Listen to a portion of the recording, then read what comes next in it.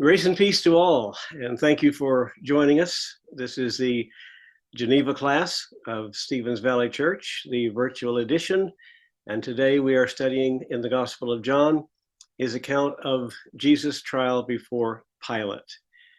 I do hope that this class is a blessing to you. I do hope and pray that you'll hear the truth, and certainly above everything else that God is glorified. So we'll begin our study. And we are going to be looking at chapter 18, 28 to 40, through chapter 19, verses 1 to 22. I'm going to read the entire text so you can get the total picture of what's going on, and then we'll go back and look in detail at the great principles of this event, this extremely important event. Then they led Jesus from the house of Caiaphas to the governor's headquarters. It was early morning. They themselves did not enter the governor's headquarters so that they would not be defiled, but could eat the Passover. So Pilate went outside to them and said, "What accusation do you bring against this man?" They answered him, "If this man were not doing evil, we would not have delivered him over to you." Pilate said to them, "Take him yourselves and judge him by your own law." The Jews said to him, "It is not lawful for us to put anyone to death." This was to fulfill the word that Jesus had spoken to show by what kind of death he was going to die. So Pilate entered his headquarters again and called Jesus and said to him, "Are you the king of the Jews?" Jesus answered, "Do you say this of your own accord, or did others say it to you about me?" Pilate answered, "Am I a Jew? Your own nation and the chief priests have delivered you over to me. What have you done?" Jesus answered, "My kingdom is not of this world. If my kingdom were of this world, my servants would have been fighting that I might not be delivered over to the Jews. But my kingdom is not from the world." Then Pilate said to him, "So you are a king?" Jesus answered, "You say that I am a king. For this purpose I was born. For this purpose I have come into the world, to bear witness to the truth. Everyone who is of the truth listens to my voice." Pilate said to him, "What is truth?" After he'd said this, he went back outside to the Jews and told them, "I find no guilt in him, but you have a custom that I should release one man for you at the Passover. So do you want me to release to you the king of the Jews?" They cried out again, "Not this man, but Barabbas." Now Barabbas was a robber. And then Pilate took Jesus and flogged him. And the soldiers twisted together a crown of thorns and put it on his head and arrayed him in a purple robe. They came up to him saying, "Hail, King of the Jews!" and struck him with their hands. Pilate went out again and said to them, "See, I'm bringing him out to you that you may know that I find no guilt in him." So Jesus came out wearing the crown of thorns and the purple robe. Pilate said to them, "Behold the man." When the chief priests and the officers saw him, they cried out, "Crucify him, crucify him." Pilate said to them, "Take him yourselves and crucify him, for I find no guilt in him." The Jews answered him, "We have a law, and according to that law, he ought to die because he made himself the Son of God." When Pilate heard this statement, he was even more afraid. He entered his headquarters again and said to Jesus, "Where are you from?" But Jesus gave him no answer. So Pilate said to him, "You will not speak to me? Do you not know that I have authority to release you and authority to crucify you?" Jesus answered him, "You would have no authority over me at all unless it had been given you from above. Therefore, he who delivered me over to you has the greater sin." From then on, Pilate sought to release him, but the Jews cried out, "If you release this man, you are not Caesar's friend. Everyone who makes himself a king opposes Caesar." So when Pilate heard these words, he brought Jesus out and sat down on the judgment seat at a place called the Stone Pavement, and in Aramaic, Gabbatha. Now it was the day of preparation of the Passover. It was about the 6th hour. He said to the Jews, "Behold your king." They cried out, away with him, crucify him." Pilate said to them, "Shall I crucify your king?" The chief priests answered, "We have no king but Caesar." So he delivered him over to them to be crucified. So they took Jesus, and he went out bearing his own cross to the place called the place of a skull, which in Aramaic is called Golgotha. There they crucified him, and with him 2 others, one on either side, and Jesus between them. Pilate also wrote an inscription and put it on the cross. It read, "Jesus of Nazareth, the King of the Jews." Many of the Jews read this inscription, for the place where Jesus was crucified was near the city, and it was written in Aramaic, in Latin, and in Greek. So the chief priests of the Jews said to Pilate, "Do not write the King of the Jews, but rather, this man said, 'I am King of the Jews.'" Pilate answered, "What I have written, I have written." Obviously, Pilate is a chief participant in these events, a very important one, and therefore we need to know a little bit about him, try to understand him. The text calls him a governor. He was a governor in a sense. He was appointed to the task of taking cognizance of capital cases. In that sense, governor, but his official title was procurator, and his main responsibility was tax collection. Now, there are different views of Pilate, and we have some discrepancy here.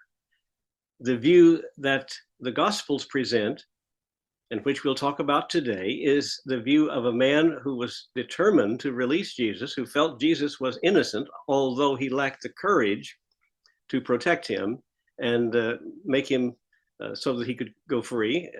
But the view from the Roman perspective is entirely different. Let's see if we can understand that. Pilate was a soldier from Sevilla in Spain, and he served in the Roman army along the Rhine frontier under Germanicus. Germanicus was a very capable military leader. He happened to be the son of the Emperor Tiberius, who was emperor at this particular time. Pilate was married to Claudia Procula. She was the granddaughter of the first emperor, Augustus. Jesus was born during the reign of Augustus, and he was crucified during the reign of Tiberius. Now, Claudia Procula was the youngest daughter of Julia, who was banished by her father. For what reason? Well, Augustus, the first Roman emperor, was a man of impeccable morality, very high moral standards, and he wanted others to follow his moral standards as well. He had imposed upon the Roman Empire certain moral laws, for instance, that there could be no divorces, and laws that would prohibit immoral behavior in public, which was flaunted by Julia. Julia was, I guess you'd say, a piece of work. Julia was extremely immoral, and she made a point of committing sexual acts with various men, and that quite openly, and therefore the whole of Rome was talking about her. She was a tremendous embarrassment to her father. It was quite a scandal. And so the Emperor Augustus was faced with the necessity of banishing her. Now, the youngest daughter of Julia was this Claudia Procula, who was married to Pilate. And so there's the connection to the Roman government. Now, Pilate was appointed procurator of Judea in AD 26 by the Emperor Tiberius. And when he took office, he did not perform well. He was not very responsible. He caused a lot of problems. And out in the provinces, the provincial rulers, provincial officials, were supposed to keep the peace. They were supposed to cause the situation to be peaceful and no uprisings and mob actions and things of that sort. Uh, and therefore, they were to try to please the people as much as they could. And they did for the most part. But with the Jews, they had a problem. The Jews were particularly sensitive to anything that might resemble idolatry. Therefore, they had requested the Romans that they not use their coinage and have their coinage used in the temple worship. For instance, they have what is known as korban. That is money that was particularly dedicated to God, the contribution, if you please, to the temple fund. And in order to prevent Roman coins from coming in, which of course had the image of the emperor on it, and that would be idolatry to them, they allowed the Jews to change the Roman coin into temple coin. And that's why we see the money changers in the temple, whom Jesus drove out.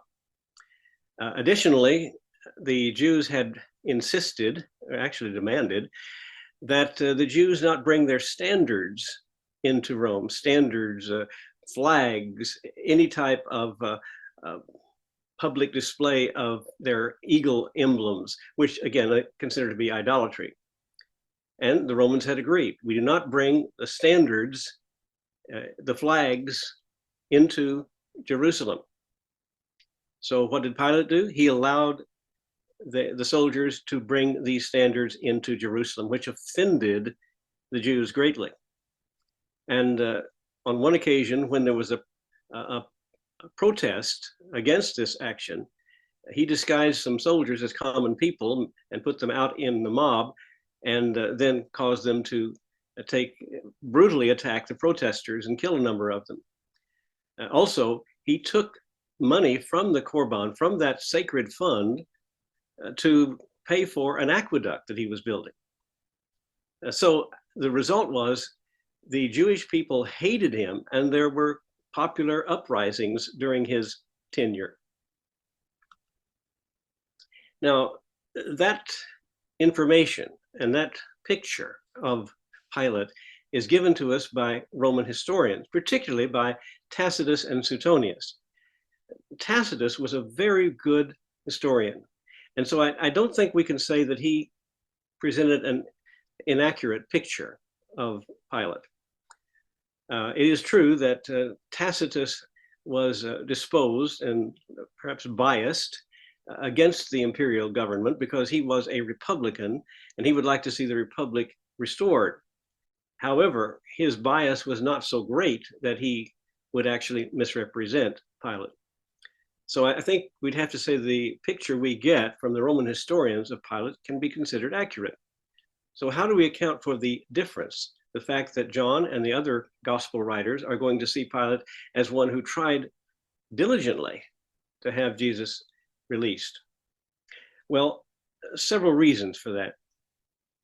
First of all, Pilate may have been, and I think was, impressed by Jesus. How could you be with him in this one-on-one meeting that he had with him, alone with him? How could you not be impressed by Jesus? I think he was, not to the point of putting his faith in Christ, but certainly of realizing that Christ was no ordinary person, and certainly he was not worthy of death. I think that is one reason. But also remember that to the Jews, Jesus was an enemy. And to the Jews, Pilate was an enemy, and the Roman government was. So that, in a sense, is going to draw Pilate to Jesus, because they had that in common, that they are both hated by the Jews. That's quite true. So there's a couple of reasons, but I think maybe the main reason is the fact that Pilate's wife, Claudia Procula, had this dream, and it was about Christ, and she sent a message to her husband and said, "Don't have anything to do with this righteous man." Now, I think that really got to him. Romans were superstitious. They were religious people, and they were very superstitious, and particularly where dreams were concerned. Put all of that together, and I think that is going to contribute to the fact that Pilate was very insistent on trying to release Jesus. And I think we could add to that, and it's in Pilate's favor, that he had a respect for the law. And he was quite interested and quite dedicated to the fact that he should stay with the precepts of the law, which he did. However, that favorable picture doesn't extend all the way, because the Gospels present him as a coward because of his execution of Jesus. He did not have the courage to stand up to the demands of the Jews. Now, we'll look at that a little more in detail in a moment. Now, when the Jews sent Jesus to Pilate, they expected that he would do one thing, and that is simply sign off on Jesus' execution. They had tried Jesus. They had found him guilty according to their law. They didn't tell Pilate that they had tried him and found him guilty. They delivered him to Pilate with actually two accusations. One of them is recorded in Luke's gospel, namely that he claimed to be king of the Jews. And John records that he was an evildoer, according to their statement. So all they wanted Pilate to do is just to sign off on the verdict, nothing more. They are the judges. They wanted Pilate to be the executioner. So they said only that Jesus was an evildoer, also claimed to be king of the Jews. But using the term evildoer, they were suggesting by that he was a great criminal under Roman law, although Roman law violation never was brought up in the Jewish trial. Now they want it to be brought up so that Pilate will find something under Roman law to convict him and to execute him. Now, they are flattering Pilate by recognizing his authority. And they did not inform Pilate that they had already tried him and found him guilty. And so let's look at the proliferation of charges against Jesus. There were charges in the context of the Jewish system brought under Caiaphas, the trial there. For instance, the threat to tear down the temple, which we saw last week, that Caiaphas did not really stay with that point, but he moved on to the point of blasphemy and put Jesus under the oath of the testimony. I adjure you by the living God, are you the Christ, the Son of God? Jesus says, yes. So the charge of blasphemy. Now, when those charges did not avail to anything because they didn't have the right to execute Jesus, they sent him to Pilate, and you can see how they trumped up charges against him hoping that they would find him guilty under Roman law. For instance, a troublemaker. He's an evildoer. He's a person who's causing problems. And then the fact that he is guilty of treason because he claimed to be a king. Luke 23:2. We get all that from this particular verse. And Luke records that they told him he is guilty of an insurrection and stirring up the people, perverting the nation, and interference with tax collection, forbidding to pay taxes to Caesar. So hopefully one of those charges will stick and he can be executed. So when they brought him to Pilate, they did not go into the judgment hall lest they be defiled. For a Jew to go into a Gentile house, they will be corrupted. And of course, this is during Passover week, and they would not be able to participate in Passover. So they did not go into the judgment hall. They had Pilate come out to them. Now that in and of itself is not really unusual, because oftentimes out in the open, there was a platform. It was called a bema. And there the judges would sit, the defendant would appear before them, and the charges would be read. And so that's what happens. Pilate comes out, and the verdict, or the accusation is made. Now, normally, the Jews would present the verdict and request sentencing. In this case, knowing that their verdict would have no standing with the Romans, they simply expected Pilate to grant the execution. We found him an evildoer, and then the charges we saw in Luke are presented also. So kill him, execute him. Now, they knew the charge of blasphemy would not have standing with Pilate. And Pilate then took up Jesus' case from the beginning. He just dismissed all the things they said about Jesus. And he held his own personal hearing with him. That surprised the Jews. He went back and started all over again. Now, before we proceed, there were 4 particular steps in Roman trials, 4 essential elements. And to Pilate's credit, he followed all 4 of them. First, an indictment. Second, an examination. Third, defense. allowed to the defendant. And fourth, a verdict. Now, Pilate goes inside. Jesus followed him. That indicated that he is now in charge of this procedure. The prisoner is turned over to him. He's proceeding with an actual Roman trial. Now, of all the things that were said, he selects the main charge, the political one, I think the one that would certainly have much more standing than the others. Are you the king of the Jews? Now, Jesus answered that. And by answering it, he actually acknowledged the authority that Pilate had. And in answering it, he asked the question, where did you get this? Did this originate with you, or did someone else tell you? Did the charge of treason, which you're presenting, originate with the Jews or with you? Pilate answered, it came from the Jews. Am I a Jew? Your own people have delivered you over to me. Now that sets forth clearly that Jesus is there because he's done nothing wrong under Roman law. He's done nothing wrong under Pilate. Nothing that Pilate would be concerned about as far as the violation of Roman law is concerned, because the charge came not from Romans, not from Pilate, it came from the Jews. Well, that is established. And then Pilate says to him, what have you done? Now, are you a king? And Jesus says, I am. And Pilate understood when Jesus said that my kingdom is not of this world. Well, what kind of a king are you? So Jesus clarified his position. If I were a king of this world in the political sense, my servants would fight that I would not be delivered to the Jews, but I'm not of the world. Simon Greenleaf, who was a lawyer in the 19th century in England, made this comment in his analysis of the trial of Jesus. He said he detached it, that is the kingdom, he detached it from the interests of all governments. He made a complete separation between his kingdom and the kingdoms of the world. Unfortunately, that distinction between the political governments of the world and Jesus' kingdom was not maintained, particularly after Constantine. And of course, Jesus says, I've come to bear witness to the truth. And Pilate asks his famous question, what is truth? And of course, scholars have been scratching their heads and wondering ever since, what did Pilate mean by this?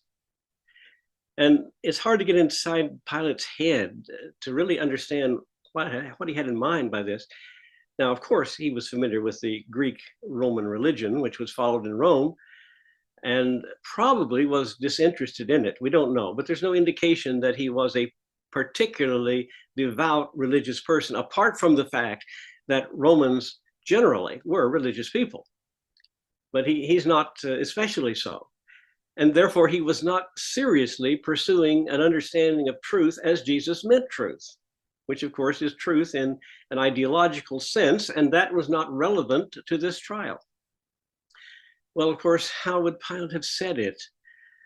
And we don't know the tone of his voice. We don't have a recording. He may have said it quite sarcastically. What is truth? Or dismissively. What is truth? Or maybe despairingly. What is truth? We don't know. We do conclude, I think, legitimately that he was deeply affected by Jesus and deeply affected by what Jesus said. And we know that he found Jesus innocent, and we also know that he did not release him, and he did not protect him. Now, trying to put all this together and understand Pilate is quite a task. Let's look at what Matthew Henry says on Pilate's comment. It's uncertain with what design Pilate asked this question. First, perhaps he spoke it as a learner, as one that began to think well of Christ and to look upon him with some respect, and desired to be informed what new notions he advanced and what improvements he pretended to in religion and learning. But while he desired to hear some new truth from him, as Herod to see some miracle, the clamor and outrage of the priest's mob at his gate obliged him abruptly to let fall the discourse. Secondly, Some think he spoke it as a judge, inquiring further into the cause now brought before him. Let me into this mystery and tell me what the truth of it is, the true state of this matter. Thirdly, others think he spoke it as a scoffer in a jeering way. Thou talkest of truth. Canst thou tell what truth is, or give me a definition of it? Thus he makes a jest of the everlasting gospel, that great truth which the chief priests hated and persecuted, and which Christ was now witnessing to and suffering for. And like men of no religion, who take a pleasure in bantering all religions, he ridiculed both sides, and therefore Christ made him no reply. Answer not a fool according to his folly, cast not pearls before swine. But though Christ would not tell Pilate what is truth, he has told his disciples, and by them he has told us. And so, in the attempt to release Jesus, the crowd, the mob, joined in, of course, by the priests, are going to say, you are no friend of Caesar if you release him. And they were intimidating him. And Pilate attempted to get him released by appealing to the Passover custom of releasing one person and assuming that the contrast between Jesus, who obviously was a respectable person as far as his demeanor is concerned, and somebody like Barnabas, who was a common criminal, that they would naturally choose to release Jesus. No, of course not. And then, of course, his wife's insistence to have nothing to do with this just man, which led to his second pronouncement of a not guilty verdict. Whereupon Pilate sent him to Herod Antipas when he found out that Jesus was from Galilee. And Herod's interest was in Jesus performing a miracle because he'd heard about him. So he wanted a bit of entertainment. And then Herod sent him back. The upshot of it all was that Herod, Antipas, and Pilate, who had been at enmity with one another, became friends. But Pilate is yielding to the priests and to the mob. By the way, a little about Herod Antipas. He was the son of Herod the Great, the same one who put the babies to death in Bethlehem, seeking to kill Christ. Herod the Great made several wills that were changed over his lifetime. Originally, he had willed to give Herod Antipas all Judea, but the Emperor Augustus changed that and assigned Herod Antipas to Galilee and Perea and gave him the title Tetrarch. Now, of course, in Jerusalem, he is acting not as governor, as I said before, he's acting in place of the governor in hearing a case involving capital punishment. Archelaus, another son of Herod the Great, was given Judea and Samaria and the title of ethnarch. And a third son of Herod the Great, Philip, was given the Decapolis to rule. Now, Herod Antipas is the same one who killed John the Baptist after John criticized his marriage, and he is the same one to whom Jesus referred when he said, go tell that fox. Now, Pilate had him flogged after he came back. Interesting, a man he had twice acquitted, he has him flogged. And flogging was a terrible thing. The Romans had this cat o' nine tails with several strands in the whip, and they were embedded with pieces of bone and pieces of metal and such like, and they would just rip the flesh of a person terribly. And so he had him flogged. Question, if he found him innocent, which he did, why not send him away, acquitted? Now, if he deserved chastisement, this horrible flogging, why was he proclaimed innocent? It doesn't make sense. Now, the Jews kept charging that Pilate would be no friend to Caesar if he released Jesus. Thus, Pilate passed the death sentence simply from being intimidated. But he made numerous attempts to save Jesus. All that he did was an attempt to convince the Jews to stop their prosecution of Jesus. It is probably true that much of this was aimed at the mob because they seem to have been most vociferous and out of control and dangerous to Pilate and to the Romans. The priests, of course, were egging them on. They were adamant too. But in this process, look what he did. He offered the proposal to release Jesus in exchange for Barabbas, a known criminal. Secondly, he flogged him. Third, he mocked him to make him appear pitiful, to cause them to be put to shame. You would put this man to death? Look at him. Look at this pitiful person. You think you have something to fear from him? Why were you going to execute him? All of this took place in the presence of the Jews. But when he was put to death, as the law required, Roman law, they had to put his charge, the charge under which he was convicted, above his head, and Pilate did that. He wrote, Jesus of Nazareth, King of the Jews. And he refused to change it as demanded by the Jews. They said, don't write that. Say, this man said he was King of the Jews. Pilate said, what I have written, I have written. It will stand. So Jesus was executed for political treason against the emperor. This was a charge that the Jews did not believe. Their interest was his claim to be God. This was a charge that Pilate did not believe. He had twice acquitted him. This was a charge that Jesus had denied by defining his kingdom as not being of this world. And yet, that is the official charge for which he was executed. So I've reached the conclusion, in spite of the fact that there's much good you can say about Pilate trying to get Jesus released and Pilate sticking to the law, Pilate was an intimidated coward. He was afraid. He was afraid on many scores here. First of all, he feared Jesus when he heard that Jesus made himself out to be God. And probably that was the greatest fear he had.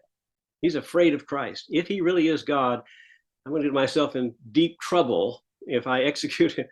Secondly, he feared the people who were on the verge of some type of insurrection, and thus he did not release Jesus. Thirdly, he feared the emperor, because they kept saying, if you let this man go, you are no friend of Caesar. That could get him in trouble with Tiberius, and Tiberius was his boss. Now, he did get in trouble with Tiberius because he was later removed from office, banished to France, and died there. Pilate was afraid.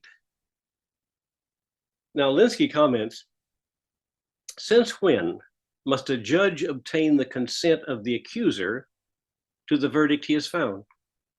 Since when does a judge treat his own finding and verdict as non-final until the accuser gives it his approval? Since when has the accuser the power to make the judge alter his verdict if that verdict does not satisfy the accuser? Good questions. So let's go back to those 4 steps again. And I made the statement that Pilate did adhere to them. Roman trial procedure, the 4 essential elements. Indictment, that was done at the bema outside of the judgment hall. What charges are you bringing against this man? The examination, he took him into the palace. Ask him, are you the king of the Jews? Ask him, what have you done? The defense, which was allowed to Jesus. And he answered, and he defined what kind of kingdom over which he ruled. Yes, I am a kingdom, but it is not of this world. That is called, in legal terms, a plea of confession and avoidance. He confessed, yes, I am a king, that's true. But avoidance, there are extenuating circumstances, namely that my kingdom is not of this world, and therefore it is not in competition with and not a threat to the Roman emperor. Verdict, point 4, 3 times he acquitted him, John 18:38, John 19:4, John 19 and verse 6. And then the Jews changed their approach. They made a new approach that was finally successful. 3 times Pilate exonerated Jesus from breaking any Roman law. And the Jews realized they were not going to be able to get a conviction under Roman law. Now, there is a provision. The Romans had allowed nations that they conquered to leave their laws intact internally. That is, Jews could practice their law within their jurisdiction, except conquered nations could not carry out capital crimes and executions. They could not put to death a person convicted of a capital crime. So the Jews pounced upon that provision. They had tried every trumped up charge possible to get a conviction under Roman law, and it failed. And Pilate had said he's innocent. Actually, if we look at the Greek and the emphasis in the Greek, the statement of Pilate would be, I, according to my law, find no charge. And what the Jews are saying is, according to our law, we Jews find him guilty of blasphemy. Now it comes out. He has been tried and convicted under our law. We can't get a conviction under your law. We tried it and we failed. But now we're going to tell you, we have already found him guilty. He has been tried and convicted under our law, and we now demand that you, Pilate, seal this verdict by ordering his execution for a capital crime. They base that on Leviticus 24, verse 16, that blasphemy against God requires that one be put to death. Now, this charge under their law, the Jewish law, is what scared Pilate. Let me go back and read that again, so you'll have it before you. The Jews answered him, we have a law, and according to that law, he ought to die because he made himself the Son of God. When Pilate heard this statement, he was even more afraid. He entered his headquarters again and said to Jesus, where are you from? But Jesus gave no answer. So Pilate said to him, you will not speak to me? Do you not know that I have authority to release you and authority to crucify you? Jesus answered him, you would have no authority over me at all unless it had been given you from above. Therefore, he who delivered me over to you has the greater sin. Now, we've said before, Pilate was probably not overly religious, although Romans were superstitious, and I'm sure he was that. And so Pilate was gripped by actual fear. This is the great fear. When the Jews said, we've tried him and we found him guilty of claiming to be God, it got through to Pilate. And now he's thinking, what if it's true? What if he really is divine? That's the reason he said to Jesus, where are you from? Obviously, if he's from heaven, he would be divine. That would determine it. He's already said that. He said, I have come to this world to set up my kingdom. It's not of this world. That's the reason I've come, though. So Jesus didn't say anything. And when Jesus was silent and did not answer that question, it wasn't itself an answer. In effect, Jesus was saying by his silence, I've already told you, Pilate, that I am not of this world. Well, of course, Pilate's pride was wounded when Jesus did not bow to his power. His overweening pride considered this silence an insult, but at the same time, releasing Jesus was uppermost in his mind, and now, more so than ever, on the basis of the fact that what they said about Jesus might be true.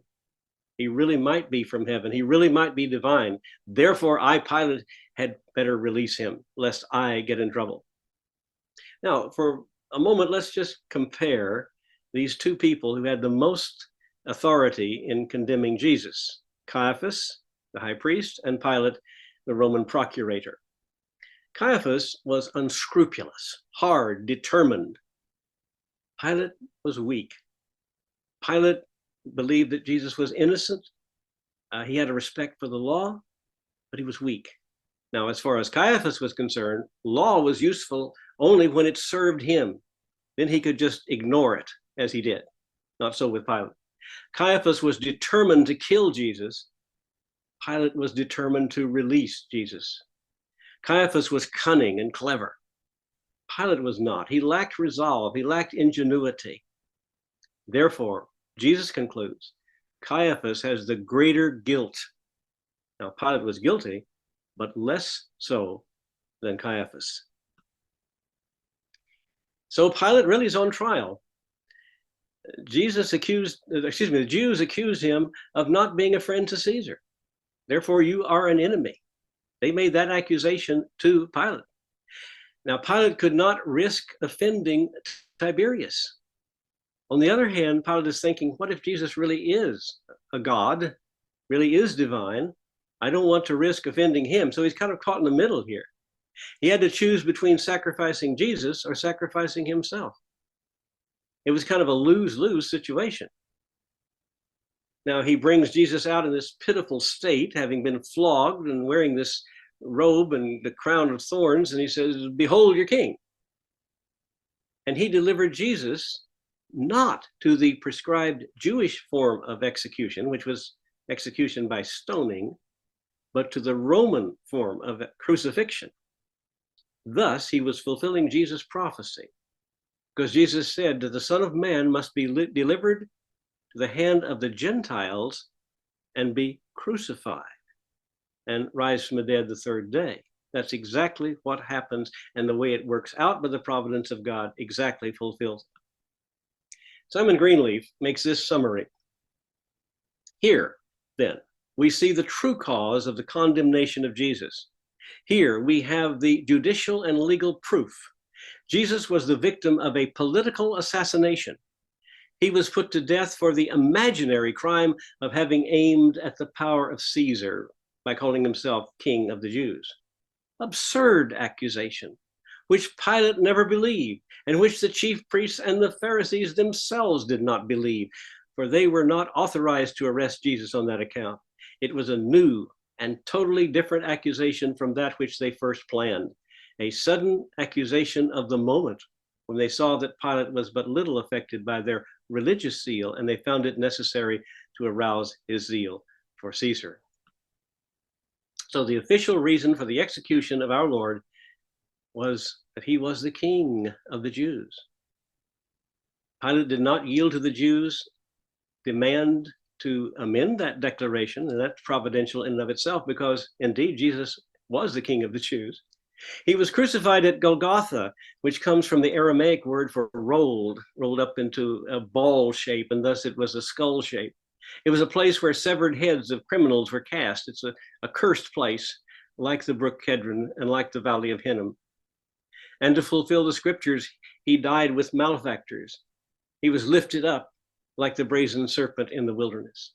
He was executed in Roman style, but completely innocent under Roman law. The truth as to who he is was written above his head in 3 languages. And next week we shall come to the death of Christ and the accomplishment of our redemption. Thank you for joining us for today. I hope the class has been profitable to you, and I wish for you a blessed week, that God will bless you and keep you and make his face to shine upon you and be gracious to you, that the Lord will lift up his countenance upon you and give you peace. Shalom.